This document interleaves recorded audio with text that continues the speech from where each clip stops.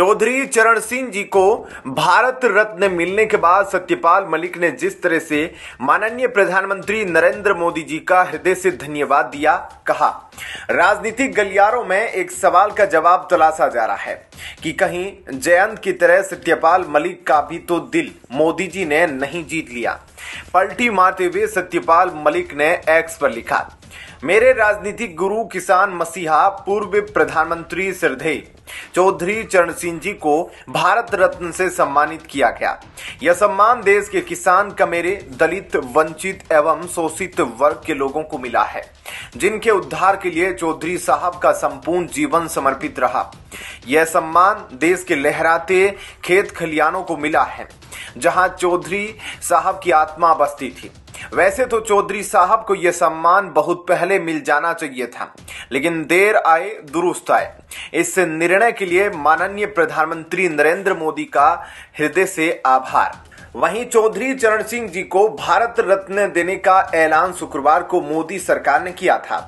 चौधरी चरण सिंह जी के अलावा पीएम रहे पीवी नरसिम्हा राव और कृषि वैज्ञानिक डॉक्टर एमएस स्वामीनाथन को भी भारत रत्न देने का ऐलान हुआ है।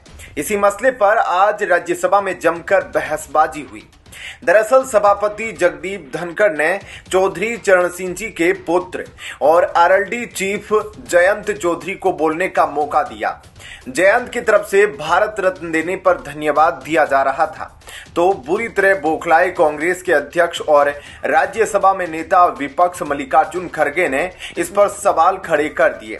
खड़गे ने कहा कि वो महान विभूतियों को भारत रत्न देने का समर्थन करते हैं, लेकिन किस नियम के आधार पर जयंत चौधरी को बोलने का मौका मिला है।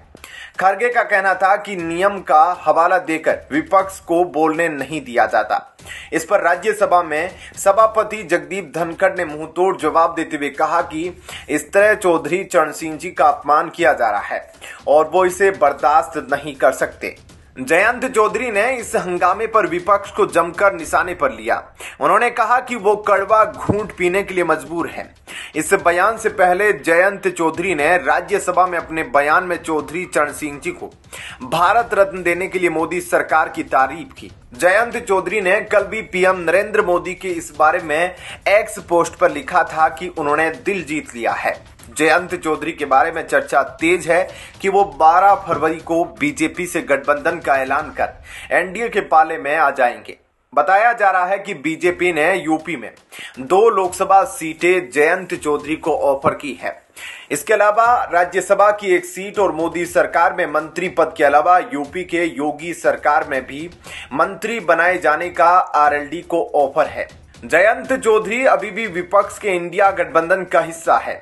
बीते दिनों समाजवादी पार्टी यानी सपा के अध्यक्ष अखिलेश यादव ने एक्स पर पोस्ट कर जयंत चौधरी की आरएलडी को यूपी में 7 लोकसभा सीट देने का ऐलान किया था। वहीं आरएलडी की तरफ से लगातार कहा जा रहा था कि वो यूपी की 12 लोकसभा सीटों पर चुनाव लड़ने की तैयारी कर रही है। माना जा रहा है कि विपक्षी गठबंधन का हाल देखकर और मौजूदा राजनीतिक स्थिति को समझते हुए जयंत चौधरी अब बीजेपी के साथ जाने का मन बना चुकी है। हालांकि आज भी मीडिया से बातचीत में उन्होंने इस बारे में पत्ते नहीं खोले हैं। ऐसे में क्या कहना है आपका, इस पर कमेंट सेक्शन में अपनी राय जरूर दीजिएगा। जय हिंद, जय भारत।